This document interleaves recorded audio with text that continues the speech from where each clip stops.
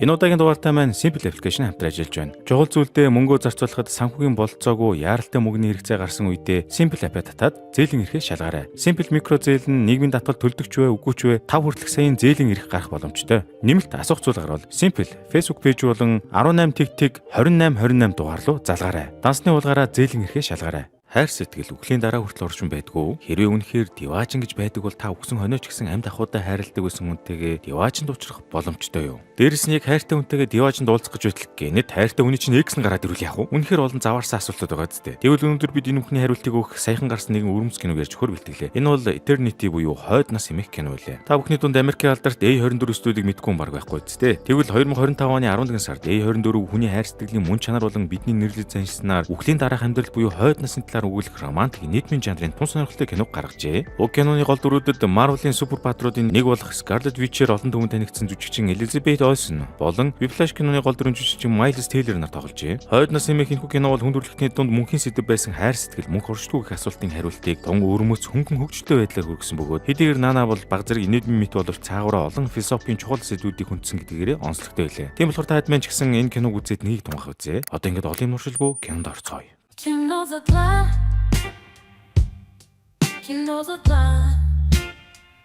За ингээд кино маань эхлэхэд бид нэгэн өндөр настай хосууд болж харлаа шүү. Ларри Джон хоёр гэрлээд 65 жил цуг амьдэрсэн бөгөөд хүүхдүүдээр зочлох гээд явж байх зураа. Бараг л ам нэвэл хэрэлчих гээд туйлын хэцүүхэн байдлаар аялаад явж байлаа. Тэгээ бүр сүулдэ тэр хэрүүлээсээ болоод бараг аваарт оронгоо алдлаа шүү. Тэгсээр үүний араас үзэг солигдоход Ларри Джон хоёр эцэст нь хүүгиндээ ирдэг ба Ларрич Джонтой цуг дотогш орохоос өмнө Джонны гар дээр байгаа уян зүйтэй болтыг ханцуугаараа далдалдаг ба тэр үед нь Ларрич Джоныг хорт тавтартай болсон талаар хүүхдүүдтэй хэлэх хэрэгтэй шүү дээ хэмээн хэллээ.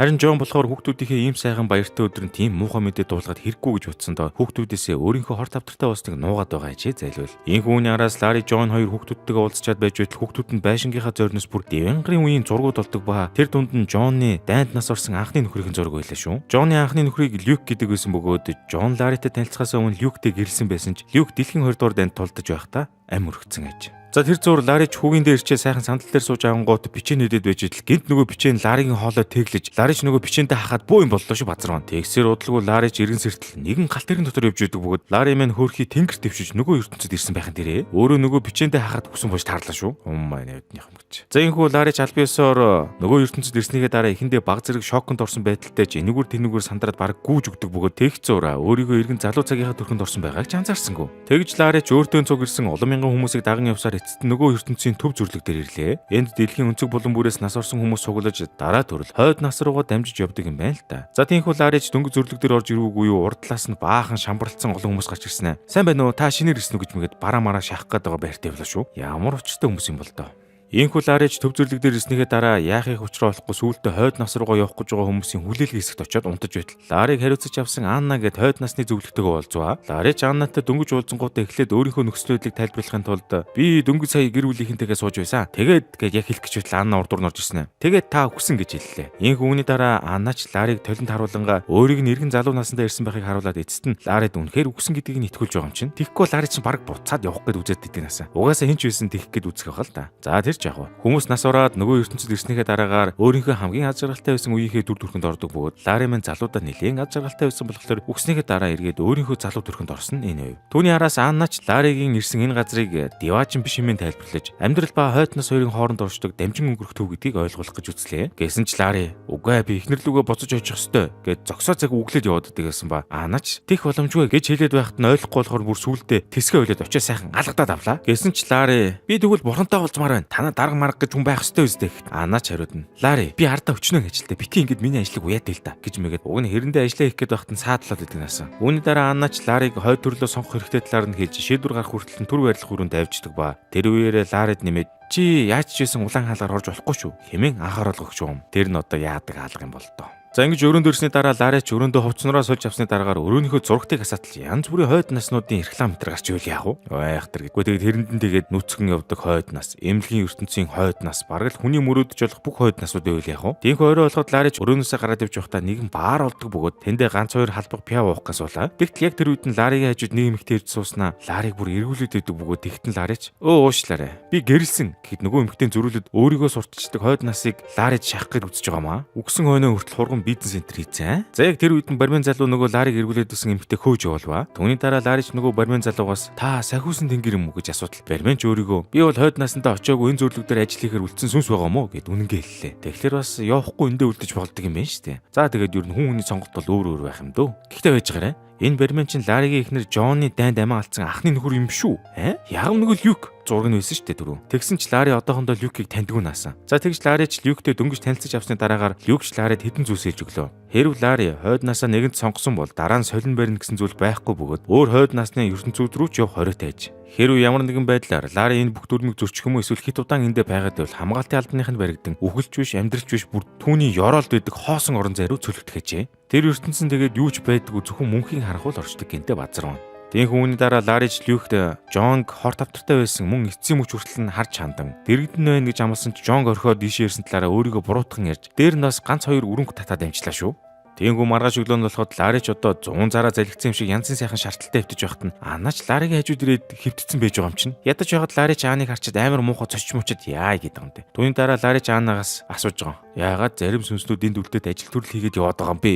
Хэмээн асуугаад Аанаач зарим хүмүүс өглөө хүлээн зөвшөөрдөг вэ? Зарим хүмүүс нь хайртай хүмүүсээ хүлээж байдаг юм бах уу? Хэмээн Лари тайлбарлаж өглөө. Тэгтэн Ларич Жоныг хизээ ирэх талаар асуухад Анаач тэр талаар ямар ч мэдээлэл авах боломжгүй гэдгийг учирлан тайлбарлаж байгаамаа. Тийм болохоор Лари үнэхээр их нэртэй хайртай юм болохоор Жон гэртэл хойд насаа сонгохгүй үлтгэр шийддэг ба бүр тийх үеэрээ бас зүгээр суулгууд цэвэрлж энэ төр хийхээр болж одоо байгаа гой өрөөнөөсөө гарan бүр подволын өрөөрөө орохор болов. Ингээд Лари хэд хоногийн турш Жон хүрээдэрч магадгүй юм бодсон Жон ирдгүй. Тэгэхээр Анаач Лари дээр ирээд Жон гэртэл нь хэдэн сараас магадгүй хэдэн жил хүлээж болно гэхтэн Ларич хойд нас руугаа явахаар шийдээд тэр өрөө Жонд бүх зүйлийг тайлбарласан загтлуулдэж өөрөө төрүүлээд яваад өгөхөр боллоо доо. За тийхүү маргааш өдөр нь болоход Ларич наран шарлагын ирэг дээрх хойд нас руу явах гээд яг байж итл хүмүүний ертөнцид Жонг хор тавтараасаа болоод насан эцэлж Ларигийн байгаа төв зэрлэг дээр хүрээд ирвэл яах вэ? Тэр үед нь Ларич бас хойд нас руу явах гээд дурсдаг чатаар бууж итл яг урдаас нь Жон гараад ирдэг бөгөөд Ларич Жоныг харангуудаа шууд явахаа болж ихнэрийг харасгүй л шүү. За тийхүү Жонч дөнгөж хурч ирээд өөрийгөө яагаад ийм залуу төрхөндөө буцаад орсон юм болоо гэж гайхаад иж итл Ларич ардаас нь хурч ирээд манай хоёр эцэст нэг юм мэрэгэн уулзж байгаамаа.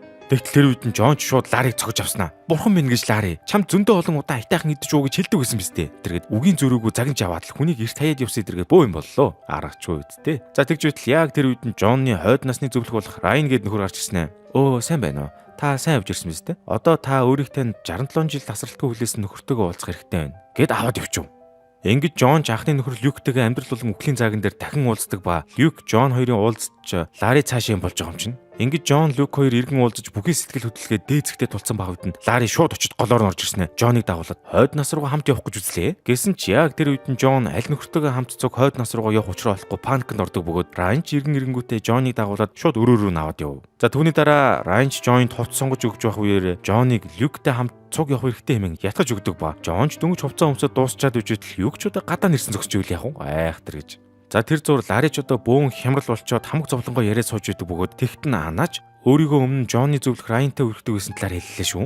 Тэгснэ араас нь Анаач Люкийг царайд ус айгүй дайчгүй залуу юм бодогдлаараа хэлж интэр яах гэдэг юм те. Түүний араас Ларич Жонтай хамт цуг 65 жил ханилж үр хөвгтүүд ачцээгээ үтсэн болохоор давуу талтай хэмээн Анна хэлж байгаамаа. Үгүй нэрэж бас үнэн л дээ. Тэр хооронд Жон Люк хоёр насан эцэсэн хойноо дахин уулзаад хамтдаа алхаж байхдаа ярьж хэлэх юм аа нэг л олж өгсөнгүй. Тэгсэр удлуу нэг гарч манай хоёрын урдаас хамаг хурдаараа гүгэд ирэхэд нь араас нь бахан цагдаа нар ирээд нөгөө гүйж явсан гарыг барьж авангуудаа Люктэй минь тус мэдээ чихтэйхэн байла. Тэгтэл араас нь өнөө цагдаа нар Люкийг Жонтой хамт цуг явж байгааг мэдээд сүйд толдог өгөөд Люк ч энд явахдаа 67 жилийн хугацаанд Жоныг баг өдөрчнгүй ярьдаг байсан юм уу та зайлвал. Үүний дараа Люк энэ газрын талаар тайлбарлаж өгөнгөө. Жонд өөрийгөө одоо хүртэл түнд хайртай гэж хэлээд яг мүсгэж байтал гэнэт Жонны дотор муухай өргөд Люкээс цухтаад ивчлээ шүү. Гэхдээ яг үнэнгээсээ дотор нь муухай өргөөгүй. Зүгээр л хоёр нөхрийнхөө хооронд сонголт хийж чадахгүй байгаа болохоор бантаад гисэн юм биш үү дээ. За тиймхүү Жонны хамаг даралт маралт нэгсээд яг учраа болохгүй жинхэнэ паникнд ороод байж байтал хэсэг хугацааны дараа Лари Жонны өрөөнд дайрч орж ирэнгүүтээ Жонтой хамт цуг хойд нас руу явбал хийж болох асар олон жаргалтай зүйлсийн талаар ярьж өөрийгөө сурталчилж өглөө. Гэсэн ч Жон Лариг үгийг сонсохгүй уурлаад надаа бодох цаг хэрэгтэй байна гэд араас нь 7 хоногийн дотор ямар их зүйлстэй нүүр тусан талаараа хэллээ. Лариг нас орсноос 7 хоногийн дотор Жон өөрийнхөө хамгийн сайн найзыг алдсан бөгөөд араас нь өөрөө ч бас нас орж тэгээд дөнгөж ирээд байж байхад нь гинт хоёр нөхөр нь гарч ирээд хоёр талаас нь авч явахгүй дайрагддаг насаа. Ядаж байхад Жон бас 7 хоногийн дотор хинтээ явах шийдвэрээ гаргах хэрэгтэй байдаг насаа. Ямар гिचийн газар вэ? За үүний дараа Жонч бухимдаад бөө юм болоход Ларич Жоныг уурлахаар хийдэг байсан дасгалыг хамтдаа хийж Жоныг тайвшрууллаа. Гэсэн ч үүний дараа Лари салгасан юм ахаад л бичин шиг мэдэж байхдаа хагаж өнгө алддаг ба үнээс ууж Ларич Жон дахиад загнуул сүултээ хөөгдөд гарч байгаамаа. Үүний дараа Ларри өөрийнхөө өрөөнд буцаад очтол хойд насаа сонгох ёстой 7 хоног нь дууссан байсан болохоор нөгөө подуулын өрөө рүү хөглөө чаваас. Тэгсэн ч Ларри подуулаа байж явахдаа Жонны сонсох дуртай байсан дуучин нь энд тоглолтоо хийх гэж байгаа тухай зарлалыг харж Анна дээр очингуудаа Жоныг найрахын тулд тоглолт зохион байгуулж өгөхийг гуйллаа шүү. Тэгтэл Анна тэр үед нь Ларрид чиний хүсэж байгаа чухал зүйлийг хийхин тулд мөнгө хэрэгтэй гэснээр Ларрид Simple Zelle аппликейшн талаар хэлж өгөв. Монголд нийгмийн даатгал төлдөгөөж тогтмол орлоготой хөдөлмөрлөж амьдарч байгаа өр хэрэгэд цөөнгүй. Гэвч яаралтай санхүүгийн хэрэгцээ гарч зээл авах үед дор хаяж 6 сар тасралтгүй нийгмийн даатгал төлсөн байх шаардлага тавигддаг шүү дээ. Тийм болохоор зээл авна гэдэг чинь сүүлдээ өстө тамийн тогооны үлгэр болж хаяадаж бүр яалтчгүй өстөдлөөр зарлагдаг л да. Тэгвэл нийгмийн даатгалын шимтгэл төлдөгч вэ, үгүйч вэ, Simple App-аар дансны хуулга эсвэл банкны нэвтрэг эрхээ оруулан 5 хүртэлх сая төгрөгийн зээлийг 24 хүртэлх сарын хугацаатаагаар авах боломжтой шүү. За үүний дараа Ларрич Аннагийн хэлсний дагуу Simple App-аас зээл авдаг ба одоо л нэг Жоног иргэн өөртөө татаж чадна гэдэгтээ итгэлтэй болов. За тэгсэр маргааш өдөр нь болоход Ларрич ахин Жон дээр очиод өөрийн сюрприз болох дуртай дуучныхын тоглолтыг үзүүлтэл тэр дуучин яг үнэндээ Жонны дуртай дуучин биш байсан бөгөөд зүгээр дуурайж дуулдаг нөхөр байсан юм уу хайшин. Ядаж яхад тэр дуучин дуурайж дуулахдаа хүртэл зүвдүүлж чадахгүй унаж унаад бүтлгүүтэж өгдөг ба сүүлдээ бүр Жон дээр ирээд Жоныг эргүүлээд дунуул яав бүтггүй нэрээ. За тэгэхдээ Люк гинт гарч ирээд нөгөө салгасан дуучныг нь холдуулангуудаа нэг сайхан ухамсарын шанаа өгч хаяад өөрийгөө Жон шахах гэд үсгээд Ларрич бас дутхгүй гарч ирээд сүүлдээ бүр Ларри Люк хоёр чинь муудалцаад зодолтонго алдаж байгаа маа. Тэгтэл ашгүй тэр үеэр нь Жон гэж бөөн ууруулж Ларри Люк хоёрыг хандыг хаг дарж авангуудаа Анна Райн хоёрыг өрөөндөө авчрангуудаа заг загнж хаяад ямар нэгэн шийдэл олж өгөх гээд бөө юм болов. За үүний дараа Анна Райн хоёр ч дээшээ доошоо баахан дарга цэрэг нартай ярьж өгдөг бөгөөд эцэст нь Жон зориулж тусгай зөвшөөрөл авсан байлаа. Тэр зөвшөөрөл нь яадаг вэ гэхээр Жон хоёр нөхөртөөгөө хамт цуг хоёр өөр хойд насанд очих бөгөөд тэгээд тэдэнтэйгээ хамт цуг хэсэг хугацаанд цагийг өнгөрүүлснийхээ дараа хинтээ нь явмаар байгаа шийтгэжээ. Бараг бурхныг арын хаалгаччуудаа яв. Гэсэн ч энэ шийдвэрийг нь Люк Ларри хоёрт сонсохгүй өнөө хоёр тэнийг нь бас дахиад л зодолтонго алддаг ба тэр үеэр нь ашгүй Райн орж ирээд энэ хоёр мангар имийг болиулж байгаа юм.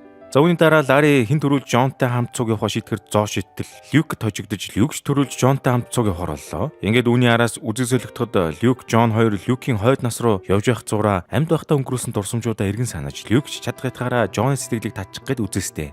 Люкийн сонгосон хойд нас бол цэлгэр уул нуруу мод шугуутай, уулын амралттай хойд нас өгөөд тэнд очисон хойно Жон ч Люктэй хамт зугаалж оройн хоол унданд ороод жинхэнэ романтиклж өглөө. Түүний дараа Люк Жоныг аваад архив хэмээх нэртэй барилга руу явсан орлоо шүү. Энд Жон өөрийнхөө амьдралын бүх дурсамжаар эргэн аялж болдог бөгөөд тэр үеэрээ Люк Жонтэй хийсэн анхны болзоо 20-ийн өдөр бас өөрийнхөө дайнд явсан өдөр гээд бүхий л Жонтой хамт өнгөрүүлсэн үнцэнтэй дурсамжаа Жонд үзүүлв. Тэгж эцэст нь Люк Жонны сэтгэлийн утсыг ашгүй нэг хөндөж чаддаг болсон бөгөөд сүүлд нь Жон ч одоо Люкийг ямар их санаж байснаа эргэн санаж Люкийг үнсээд авлаа. Тэгтэл яг тэр үеэр нь Жонны дурсамж үргэлжлээд Ларри Жонд гэрлэх санал тавьсан тэр үеийг гарч эхлэхэд тэрийг нь харсан Люк дотроо битүүхэн хартаж байгаа юм чинь. За энэ зүгээр Ларрич тэнд бас бөөн уур болцсон гэж байгаа. Люк мөн новш одоо өөрийнхөө хүлийг ашиглаад Жоныг авч явах гэж байна гэр үглээстэй. Түүний дараа Ларрич Жоныг ер нь ягаад анх өөртөнд дурлаж цуг хамт амьдрахаар шийдсэнийг мэдгэр болж Жонны хамгийн сайн найз Кернтэй уулзахаар очлоо шүү. За энэхүү Ларрич Кернтэй уулзахаар иртэл Керн чинь өөрийнхөө залуу төрхөнд биш нэлээд настай төрхөөрөө хэвээрээ байдаг бөгөөд яагаад гэж асуухад Керн чинь нөхрөө нас урсны дараагаар эцэст нэг юм өөрийнхөө байж чадсан болохоор хөгшөрсөн хойно ашгүй нэг ажралтай болсноо Ларрид хэллээ. Түүний араас Ларрич Кернаас Жон яагаад өөртөө дурлах болсон талаар асуухад Керн Ларрид шалтгааныг нь хэлж чадаагүй ч Жон Ларритай хамт цуг байх хорон мөч бүхэндээ чин сэтгэлээс ажралтай байсан талаар нь дуулгалаа. Үүний дараа Ларрич бохроор тоглохоор шийдэн Люкийн өрөөнд нууцаар авч оронгуудаа Люкийн талаарх заваа нууцыг нь мэдэж авах гэсэн боловч оронд нь Люк Жоныг эртэл баг өдөр бүрийг тоолон хүлээж байсныг мөн Жонны зургийг нь хүртэл дэвтэр дээрээ зураад суудаг байсныг нь олж мэдэв. За тэгтэл яг энэ үед нь Люк буцаад ирээд ирдэг бөгөөд Ларрич Люкийг хүний эхнэрийн толгой эргүүллээ гэж буруутгаж гарахад нь Люк зөрүүлээд Жоныг ганцаараа амьдсан бол илүү аж аргалтай байсан байх энэ төргээд буруу зүрх юм ярьж өглөө. Дэнгүүд ихсэр сүулдэ манай хоёр ирж сайхан эр хүнээ үдэлцээ дахин зодтолж эхэлдэг ба энэ газрыг баг нураач хайлаа хөө. За тэгж явах зураа Ларрич өнөө Жон битсэн загтлаа Люкийн өрөөнд унгаадаг бөгөөд энэ хоёр балан амны зодоо нэг удаан үргэлжлэлгүй дуусаж Ларри Люк хоёр хоёулаа ядраад өгдөг наасан. Тэр зураа Ларрич овоо тайвширч Жонд гэрлэх санал тавихдаа Люкийн талаар огт мдээгүй байсан талаар үннээ Люкт хэлвэ. Тэгтэн Люкч Ларриг Жонд гэрлэх санал тавихад нь өөрсдийнх нь онцгой газар дээр тавьж байсан тухай ч бас хэллээ. Ямар заваарсан хайр сэтгэл вэ. Энэ зур Жон яахаа мэдгүй олон янзын хойд насуудын баахан реклам дундуур явж байтал Райн гарч ирээд Жоныг ханхуу кордод тавьчихсангуудаа Люкийг Жон руу шахах гэж бас үзлээ. Ингээд маргааш нь болоход Ларрич Жоныг дагуулan өөрийнхөө очмоор байгаа далайн эргийн хойд насн дээр яваад очтол хойд нас руу баг хүн болгон очдог болохоор амар шамбаарлцсан хүн амтэн ихтэй газар байдаг наасан. Түүний дараа Ларрич одоо Жонтой хамт цуг завин дээр суугаад далай дээгүүр аялдаг ба тэгж байх зураа Ларрич гинтгэн төмс царайлж өөрийнхөө оршуулгын талаар асуугаад начлаа. Үүний дараа Ларрич Жоноос хамт цуг үйж чадаагүйдээ уучлалтгүйн хэрвээ хүүхдүүд нь тэр хоёрыг хамт цуг байгааг харсан бол баярлах байсан талаар хэлтэл Жон ч одоо Ларри өөрийг нь далдаар ятгах гэж байгааг мэдээд уурдаж бас бөөн хэрүүл маргаан болов. За тэр зур Люк өрөөндөө дасгал хийгээд байж ах зураа Ларригийн Жонд бичсэн цагтлыг болдог бөгөөд түүний дараа Ларри болон Жон хоёрын аялалч тун гайхалтайгаар дуслаа. Үүний дараа Джон Ларри хоёрч хойд наснаасаа иргэн ирээд үнсэлцээд байж байтал Люк Райны хамтар гарч ирэнгүүтээ Ларригийн захидлыг Джонд үзүүлж Ларри бараг Джоныг хайж явах гэж байсныг хэлээд хайчваа. Үүний дараа Джон ч бөөн ууруулж хөөрхий Ларриг загинт зандраад хувиа хичээснээр нь дуудаж өглөө. Тэгтэн Ларри ч уурандаа Джон би зүгээр л чиний 2 дахь сонголч байсан биз дээ. Тэглэж танаа энэ Люк чинь хүртэл тэр 67 жилийн турш ариухан амьтан байгаагүй хэмээн Люкийн хамаг болохыг дэлгэлээ. Тэгтэл Люк хэдийгээр Джоныг 67 жилийн турш хүлээсэн ч хэд хэдэн өөр эмэгтэйчүүдтэй цуг байсан юм байна штэ. Бүүдэхгүй нэрэ. За тэгсэр сүүлдээ энэ хэрүүлж дуусаж Ларри Люк хоёрч Джоныг шийдвэрээ гаргахад Джон дахиад л шийдвэрээ гаргаж чадахгүйсэн тул Анна Райн хоёрч Люк Ларри хоёрыг авч гарan Джонд дахиад хэсэг бодох боломж олголоо шүү.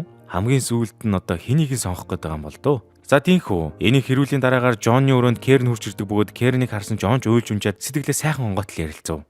Тэр зур Ларри Люк хоёрч сайхан уугаа сууж идэг ба нөгөө зодтолдож танилцсан ирчүүд сүулдэ сайн найз болдог гэхчээр эцэстээ манай хоёрч архины халуун дэвлэрч анд бэрэлдэн явж байваа. Тэг зураа муу хоёр шаар чинь бие бинийгээ хөөргөөл. Чи Джонтай байх хэрэгтэй. Би бол биш энэ төр гэхэд нөгөөтг нь өө чи л түүнтэй байх хэрэгтэй. Түүний хүртгэн битийл харах ч ирэхгүй гэж мэгээ сүулдэ бүр тэрвэрлдээд уйлж өглөө. Эр хүний амьдрал ч хэцүү хэцүү. За тийхүү маргааш өглөө нь болоход урд хүн дэлбэртлээ уусан Джон ч нэлээд хэцүү шаардлагатай сэрсэн боловч Джон маань эцэст нэг юм сонголттой хийсэн байлаа шүү. Тэм болохоор удалгүй Джон хоёр нөхрөө дуудаж ирүүлээд ингэж хэлж байгаа юм. Би та хоёр шиг ийм сайхан нөхрөдтэй байсан надтай хүн. Миний заяад хөрөгч тийм байсан баг. Хэрвээ би өнөөдөр та хоёрын аль нэгийг сонгож нөгөө нь үлдээвэл өөрийгөө хизээж уучлж чадахгүй. Тийм болохоор би та хоёрын хэнийг нь сонгохгүй. Хэмээн хэлж сайн найз Кернтэйгээ хамт цуг явахаар баснаа нулимс төслүүлэн хэлж байгаа юм. Тэгээ бараг дээрэн дээр ах дүү.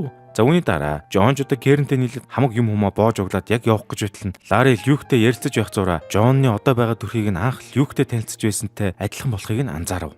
Тэгэхээр Джон Люктэй танилцж байхдаа л хамгийн ихээр ад жаргалтай байсан бөгөөд Джон ганцхан Люктэй л хамт цуг байснаар хойд насандаа хамгийн ихээр ад жаргалтай байж чадахыг нь ойлгосон байна. За үүний дараа Ларри ч Джоныг яг явахаас өмнө очиж уулзаад Джоныг Люктэй байхдаа л хамгийн их ад жаргалтай байсныг нь хэлж Люктэй хамт цуг хойд нас руугаа явсан дээрээ гэж хэллээ. Хэдийгээр ихэндээ Джон үүнийг нь сонсоод явахгүй гэж үтсэн ч Ларри эцэст нь Джонг ятгах чадсанаар Ларри Джон хоёрын 65 жилийн хайр сэтгэл эцэст нь өндөрлөж манай хоёрч нулимс дүүрэн бие биетэйгээ салах юусэн юм. За ингээд киноны төгсгөлийн хэсэг эхлэхэд Джон Люк хоёр Люкийн хойд нас болох уулын ертөнц рүү явах гал тэрэгэн цон хөдлөлөө гэж. Харин Ларри болохоор хаач хуучраа болохгүй бол төв зөвлөг дээр үлдэхэр болдог ба тэр зураа Анна Райн хоёрыг иргэн ниснэг ч олж мэдлээ шүү. Үүний дараа Анна ч Ларритай ганцаарчлан ярилцаж Ларригаар хичнээн их бахархаж байгааг нь хэлэхэд Ларри ч эндээ хэсэг байж төөрч бүдэлж яваа сүнснүүдэд туслахаар усан Ларри хэлв. Бас л их буянтай хүн юм аа. Манайхаар бол эрэлгээ хэлчихүүлж байгаа юм да. За үүний дараа үзэгсэлэгдэхэд Джон Люк хоёрч хойд насаа тун гайхалтайгаар өнгөрүүлж өгдөг бөгөөд Люк баг өдөр болгон шахуу Джонд янз янзын гинтийн бэлэг барьж энэ хоёр маань бүр улам дотносож байлаа шүү. Гэвч орой бүр Джон Люкийг унтсан хойно нөгөө дурсамжаараа илүүлдэг байшин руу норж Ларритай хамт байсан дурсамжаа үздэг ажээ. Ингээд дараагийн хэдэн өдөрт Джон Люктэй үнэхээр ажиргалтай байж чадахгүй байгаагаа ойлгодог бөгөөд орой бүр нөгөө дурсамжаараа илдэг байшинда очиостой. Баазар маань гэж.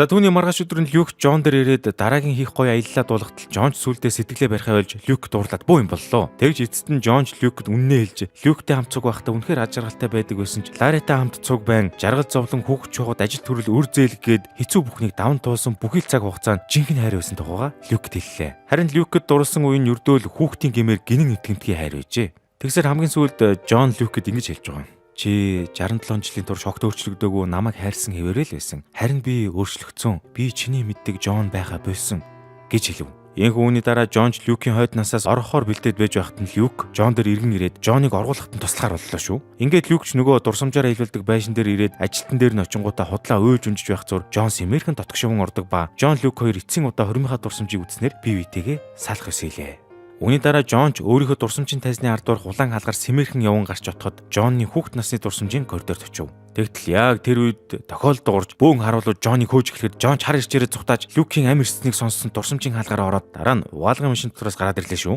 Тэр дурсамж нь Джонны Ларритай муудалцаж байсан үеийн дурсамж байдаг бөгөөд тэндээс Джон ч харуулуудыг оруулахгүй юм хаалгыг нь түгж хаяа дахин явсаар өөрийнхөө хөгшин хөлбөртөд таарлаа. Үүний дараа Джон ч явсаар эцэст нь нэгэн гал тэрэгний хонгол дотор гарч ирдэг бөгөөд төмөр зам даган буцан алхасаар эргэн төв зүрлэг дээр хурч ирлээ шүү. За үүний дараа Джон ч ресепшн дээр очиод Ларригийн талаар асуугаад үжидэл Джоныг эрен сурвалжиж зарлалын утас хүрээд ирдэг ба тэндээс Джон дахин цухтааж байхдаа Анна Райн хоёртой тарж ашгүй нэг юм харуулуудад баригдахгүйгээр Ларри дээр очив. Джон Ларри дээр явсан очиход хөөрхий Ларри Люкийн хуучин ажил буюу барменийн ажилд орсон байдаг бөгөөд Джон ч Ларри дээр очингуудаа